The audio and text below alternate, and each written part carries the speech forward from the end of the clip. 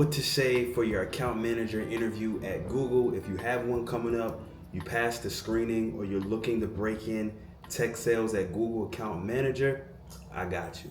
It's your boy Nigel's Canvas. Welcome back to the page. Subscribe if you haven't, comment or like this video. It helps the channel grow.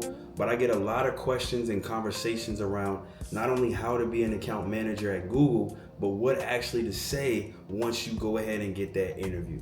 So if you got the interview, you passed the phone screening, or even you did the written assessment, congratulations. Getting an interview at Google or any big tech company is a major milestone, especially in these job market conditions.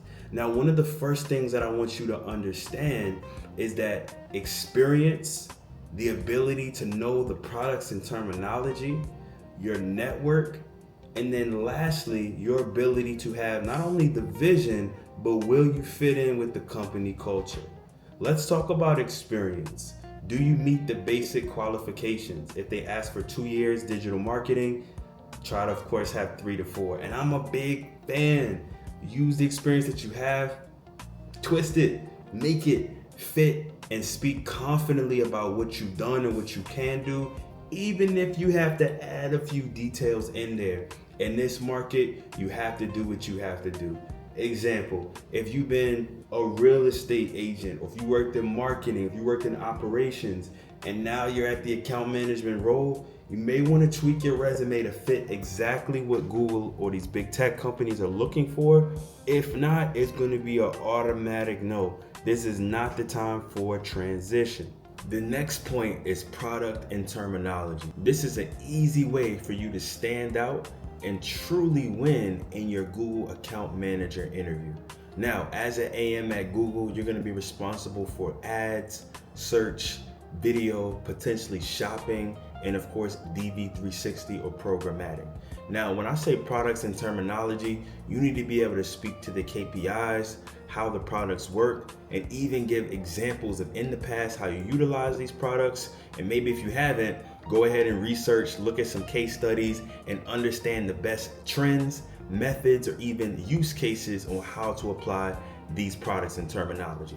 For example, at my last experience or at my last company, I was able to utilize DV360, meet with the head of programmatic, and understand how to formulate their overall media strategy for 2026. And coming into this potential new role at Google, I want to take the experience that I have, continue to learn from the internal sources, and immediately make an impact and shift my customer base to dive whatever their business needs are, whatever we're looking at across the industry, and utilize all of our tools to make sure we hit our numbers for the year.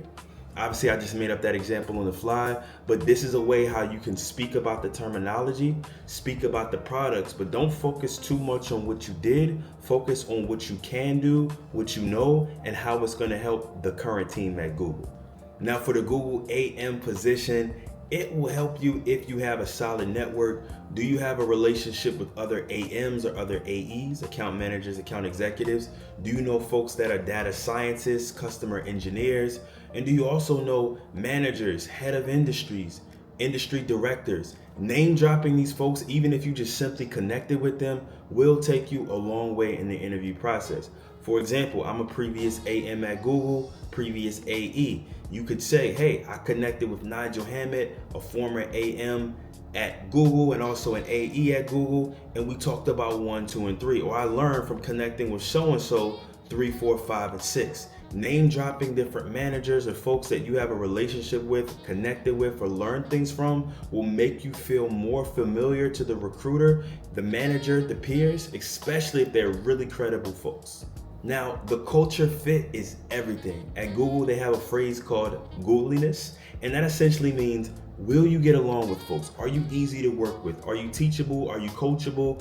Are you able to work in a group environment?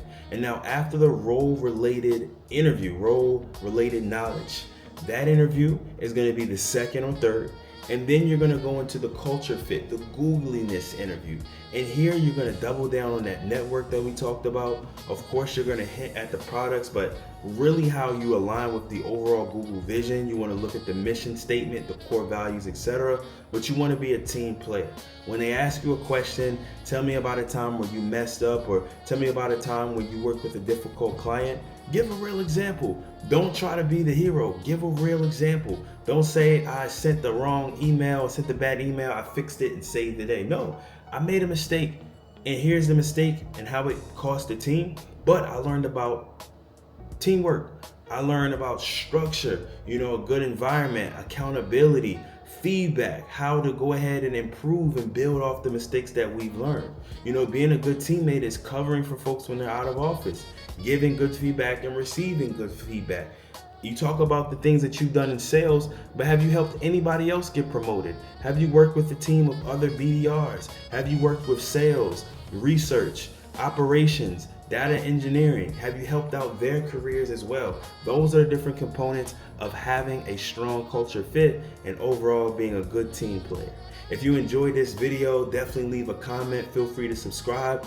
If you have a specific question, leave it in the comment box below. And then of course, feel free to shoot me a message here on YouTube and on my LinkedIn. Let's get it, and good luck on your interview. Let's go.